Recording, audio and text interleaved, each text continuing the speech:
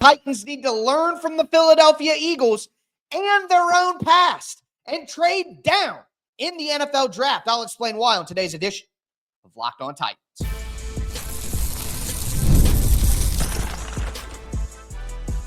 You are Locked On Titans, your daily Tennessee Titans podcast, part of the Locked On Podcast Network, your team every day.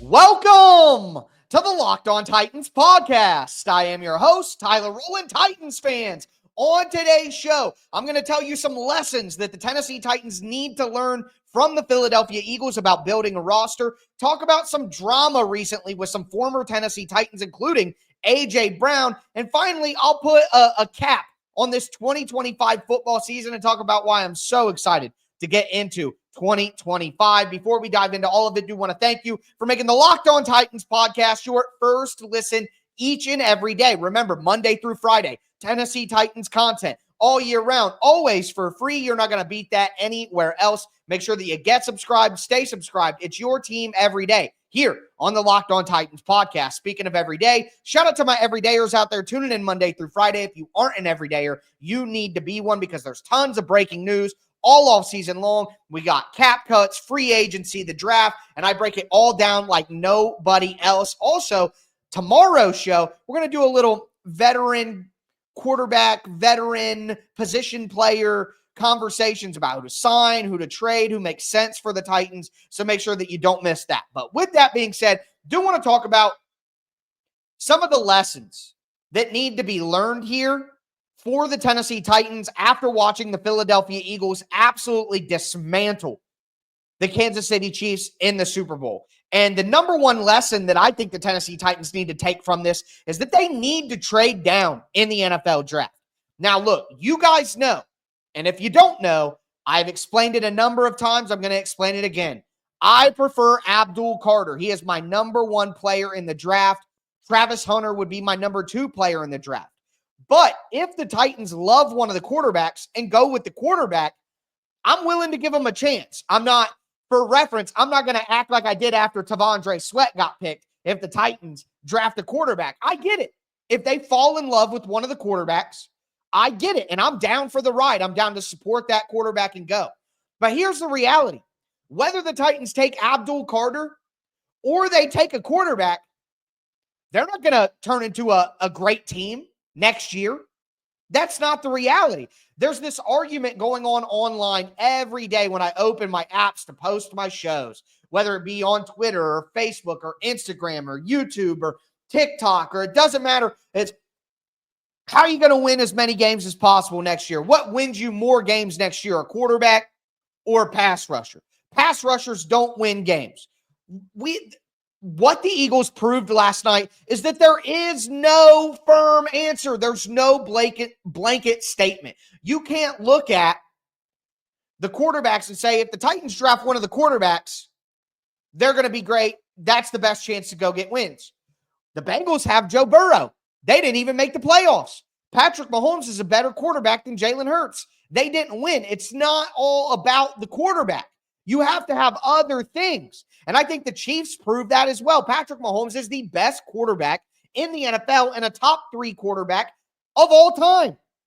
But because the Chiefs roster was so mediocre around Patrick Mahomes on the offensive line, the weapons on offense, some of the spots on defense, because the roster around Patrick Mahomes wasn't good enough, they got demolished.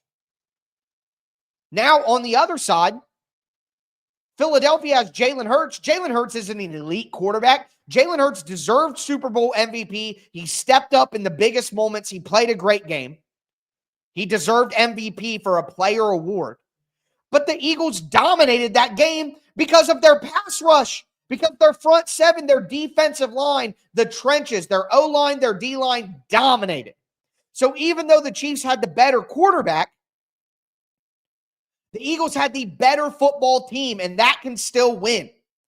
And what I'm saying is the Eagles' path to a Super Bowl is the more realistic path for the Tennessee Titans to take.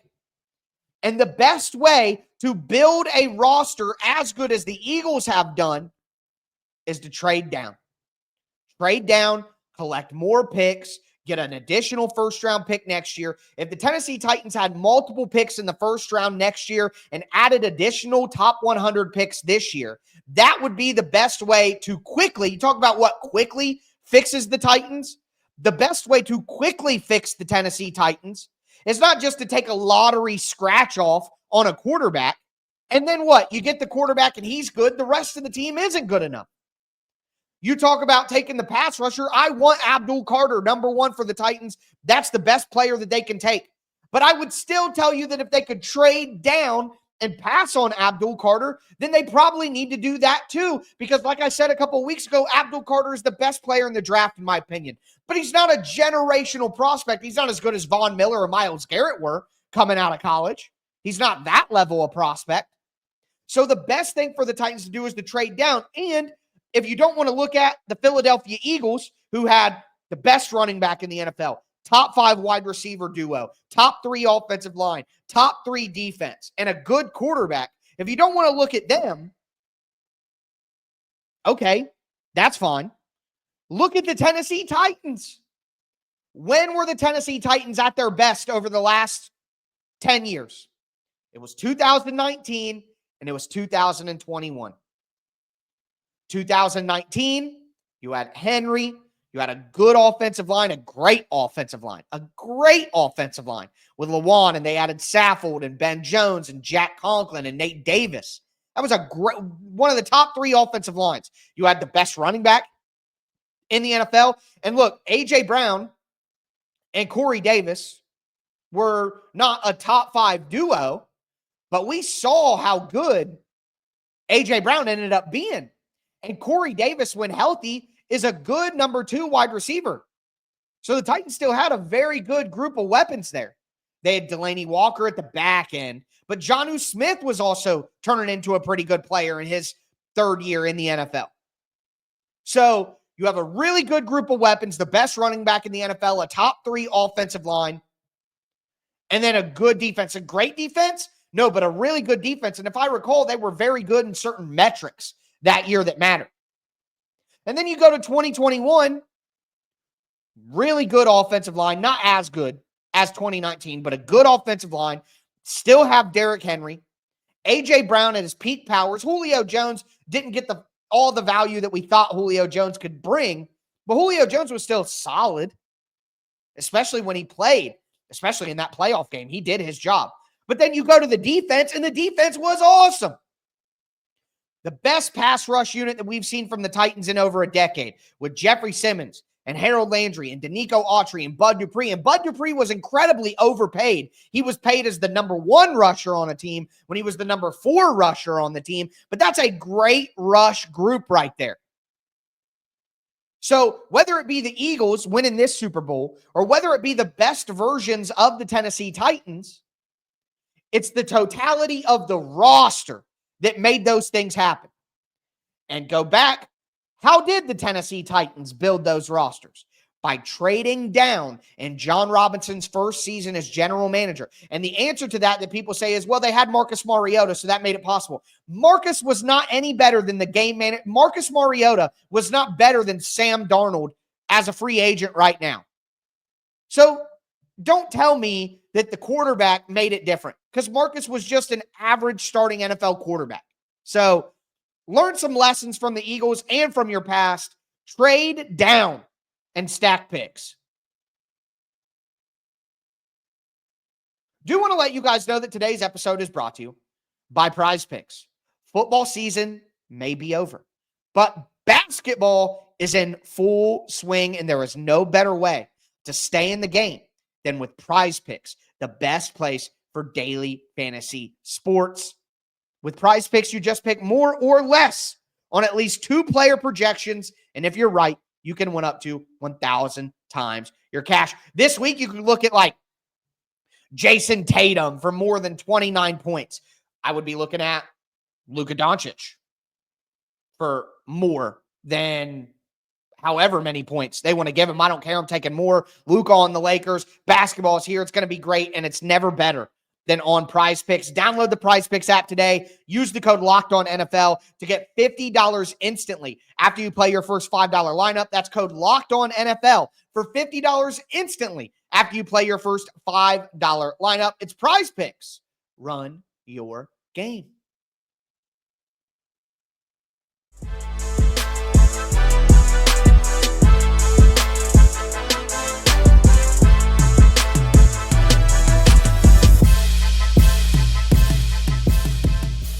Titans fans, let's continue today's edition of the Locked On Titans podcast. We talked about the lessons that the Tennessee Titans need to learn from the Philadelphia Eagles. Again, I know that this is a bit of a hot take, but I think about 15 to 20 NFL starting quarterbacks could have won that game as the Eagles quarterback. Jalen Hurts deserves his credit. He stepped up and he did it. He did it. That's the difference. He actually did it. He got it done. He deserves his MVP. But again, I still think 15 to 20 starting quarterbacks in the NFL could have won that game if they were on the Eagles last night with how dominant they were in the trenches and especially on the defensive side of the ball. So my point remains, build the roster. But I want to shift gears here because with A.J. Brown winning a Super Bowl for the Philadelphia Eagles, obviously it created a bit of an outcry from Tennessee Titans fans. A bit of a reaction, obviously. And he's not the only former Titans player to maybe upset some Titans fans in recent weeks. So I'll get to DeAndre Hopkins and Derrick Henry, but I want to start with A.J. Brown. 2 years ago, when A.J. Brown was in the Super Bowl with the Eagles and they lost, I was desperately rooting for the Chiefs to win. I did not want A.J. Brown to immediately get traded to the Eagles and win a Super Bowl. I did not want that to happen. I just don't, look, I am not the Titans organization. I don't work for the team. I'm not employed by them. That is not me. I'm not in the building. I have no impact on the decisions they make. I'm an innocent bystander here at the end of the day. But even with that being true, as a fan, you feel the embarrassment of the organization and you get secondhand embarrassment from that. Don't lie. When the Titans do something stupid, when the Titans lose a game, when the Titans get smoked, when the Titans trade A.J. Brown, blah, blah, blah, when the Titans are getting, lambasted online or in the national media, you feel that embarrassment too as a fan of the team. You feel that, okay? So I did not want A.J. Brown to win the Super Bowl 2 years ago and make the Titans look even dumber than they already looked. It would have hurt too bad. It would have sucked. But I'll tell you, watching that Super Bowl on Sunday night, I just felt different about it. I didn't feel hurt. I didn't feel embarrassed. And look, at the end of the day, these feelings of hurt, embarrassment, frustration, those aren't things you can control. You don't get to control when you feel embarrassed or when you don't. In your mind, you can tell yourself, well, I only feel embarrassed if I allow other people to make me feel embarrassed. That's true, but we're all human beings. And you trip and fall walking up some stairs. When your toe hits the sidewalk, when the sidewalk's indented a little bit, and you trip right in front of the school building and the girl that you have a crush on sees you.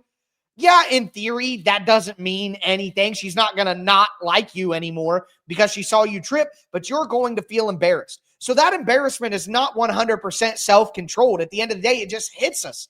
It's like blushing. You know what I mean? You can't always control whether you blush or not. It's just a reaction. My emotional reaction to A.J. Brown winning the Super Bowl wasn't what I thought it was going to be. I thought I was going to be more hurt. I thought I was going to be more embarrassed. I thought I was just going to feel more. But at the end of the day, A.J. Brown has been with the Philadelphia Eagles for as long as he's been with the Titans. A.J. Brown is an Eagle. There's no question about it. There's no debate or anything like that. There's no more pulling between two sides. And not only that, but the big thing is John Robinson was fired a while ago. It clearly was a stupid trade. One of the dumbest trades in NFL history. That is clear. That's obvious. There's no more debate. There's no discussions. It's obvious. And the guy responsible for that stupid trade has been fired and let go, and the organization acknowledged, hey, that was just really, really stupid. So, with the time that has passed, A.J. Brown clearly being a Philadelphia Eagle for his career, John Robinson getting what he deserved for doing that to the fan base and the team, I guess I'm just not as upset as I thought I was going to be. And, obviously, there are going to be people who send the meme of the guy with the happy face mask and he's crying underneath. And I get that maybe that's how some people will take what I'm saying right now, but I'm being honest.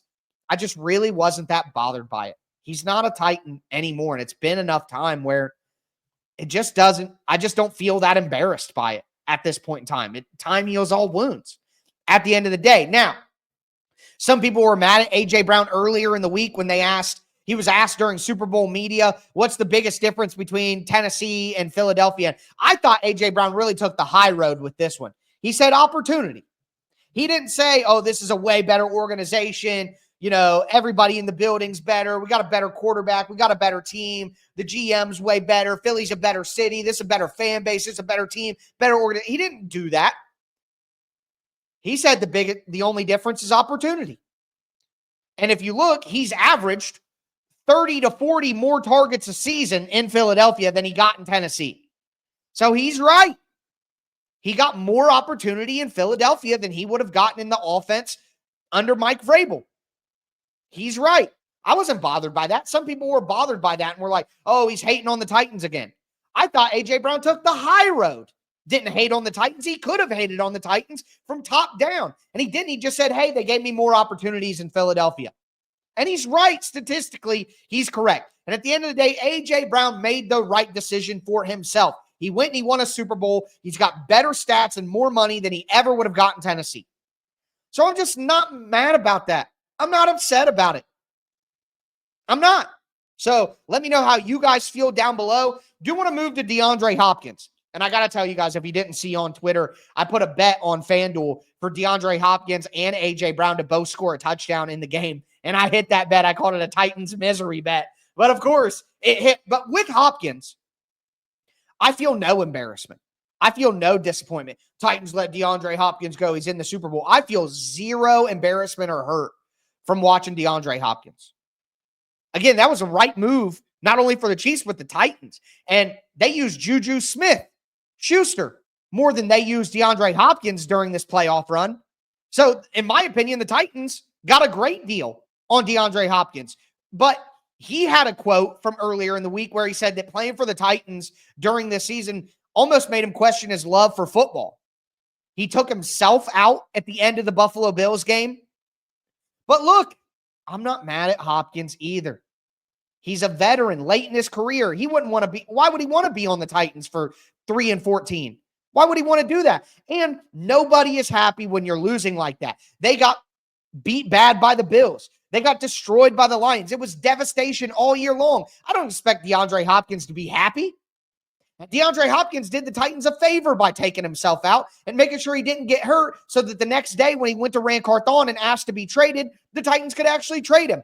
The DeAndre Hopkins situation worked out fine. He broke the curse last year and had 1,000 yards as a veteran free agent. And then this year he got the Titans a draft pick back for a player that would have left and didn't help him anyways. And then the Derrick Henry thing is just absolutely ridiculous. Derrick Henry said he wants to retire a Raven, and people freaked out. Number one, you don't retire as a team like you do in baseball's Hall of Fame. You just retire as a player in the NFL. You don't wear a hat or anything like that. It doesn't say Titans on the plaque or anything. Like, you don't retire as a team in the NFL, so that doesn't matter. And two, all Derrick Henry was saying is that he doesn't want to play for another team again. He wants to finish his career with the Ravens. He doesn't want to switch teams. He wasn't saying, I'm a Baltimore Raven. When you think about Derrick Henry, you think about the Baltimore Ravens. You can't change the fact that it's not like A.J. Brown. When you think about Derrick Henry, you're going to think about the Tennessee Titans. That's the truth. So he's not saying he wants to retire a Raven because he's a Raven, not a Titan. He's just saying he doesn't want to switch teams. And at the end of the day, when Derrick Henry goes into the Hall of Fame, he is going to be known for his time with the Titans, not known for being a Baltimore Raven. So everybody just relax. But with that being said, I'm so ready to put this football season in the rear view and head to 2025. Do want to let you guys know that today's episode is brought to you by FanDuel Sportsbook. When the game tips off, the NBA action is just getting started, and there's no better place to get in on that action than FanDuel, America's #1 sportsbook. With FanDuel, you can place live bets throughout the game, so even if you miss the opening tip-off or you want to bet a fourth quarter comeback, you can stay in the action. And if you're looking for a bigger payout, you can even combine your live bets into a same-game parlay. I love a same-game parlay, SPG, as they call it on the streets. Love using FanDuel's live betting feature as well because it keeps every moment of the game exciting, whether I'm backing my team for a late-game rally or I'm picking a player to hit a clutch three. Luka, I never feel like I missed my chance. Right now, new FanDuel customers can bet $150 or get $150 in bonus bets if your first $5 bet wins. Just visit FanDuel.com to join today. Again, that's FanDuel.com for your shot at $150 in bonus bets. Make every moment more with FanDuel, the official sports betting partner of the NBA.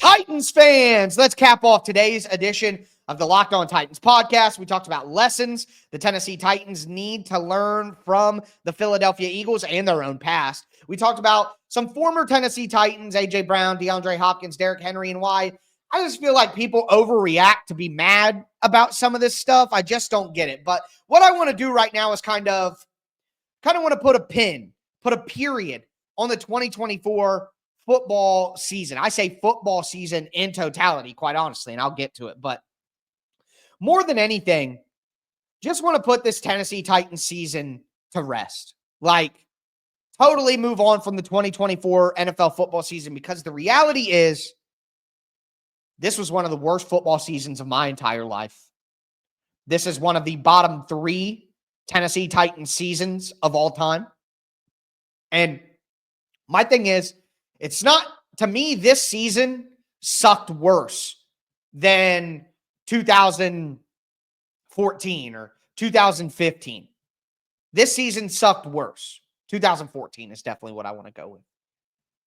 And the reason for that is I thought the Titans were going to suck that year. I was convinced that they were going to be terrible. This year, I thought they would at least be competitive. And maybe what you're saying is, well, Tyler, that's your fault. Your expectations were too high. But I had them winning like 8 games. I thought that there was a good chance they would win like 6 or 7. I didn't expect a ton. And I was still so let down.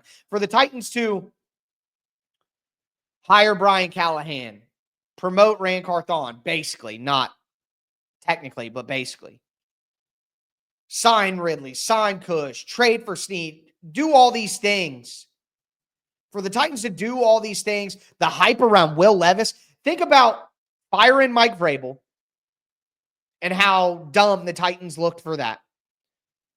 And then going with Levis and Callie, and for how terrible, I mean, like, the plane didn't just crash. The plane hit into the side of a mountain and exploded and combusted in midair. Like, it was an absolute disaster. This just wasn't a plane crash.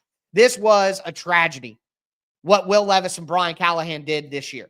So to go from firing Mike Vrabel and being publicly shamed for that, to having all of the haters on the Titans proven right and all of us that had any belief in them proven wrong in an undebatable way. And then to come into the offseason, and even if it was the right move to fire Rand Carthon, to choose Carthon over Vrabel, to go with Levis and Callie, and then to fire Rand a year later, from Mike Vrabel's firing to the firing of Rand Carthon, was the worst year in Tennessee Titans history. The worst, man. The worst. And then you add in A.J. Brown wins a Super Bowl. Derrick Henry rushes for 1,900 yards and has a great year with the Baltimore Ravens. It's just like every possible thing that could go wrong for the Titans went wrong this year, except really their draft class. Latham, Sweat, Jarvis Brownlee Jr.